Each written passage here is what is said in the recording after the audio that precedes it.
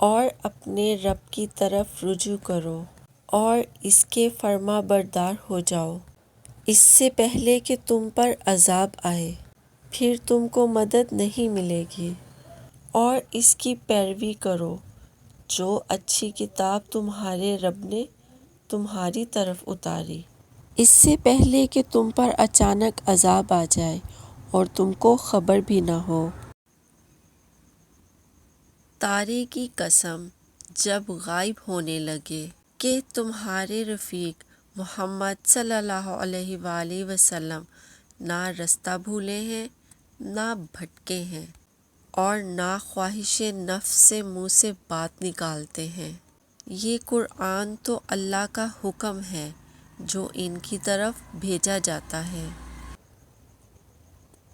اے پیغمبر، یہ ایک بابرکت کتاب ہے جو ہم نے تم پر اس لیے اتاری ہے کہ لوگ اس کی آیتوں پر غور و فکر کریں اور تاکہ عقل رکھنے والے نصیحت حاصل کریں۔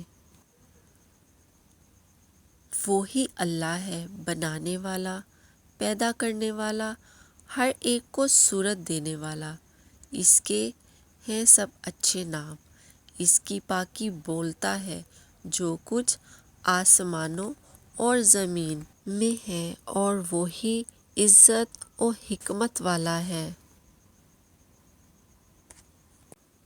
رسول صلی اللہ علیہ وآلہ وسلم کا ارشاد ہے، اگر تمہیں کوئی نقصان پہنچ جائے تو یہ نہ کہو اگر میں ایسا کر لیتا تو ایسا ہو جاتا، البتہ یہ کہو کہ اللہ تعالیٰ کی تقدیر یوں ہی تھی اور انہوں نے جو چاہا کیا، کیونکہ اگر کا لفظ شیطان کے کام کا دروازہ کھول دیتا ہے۔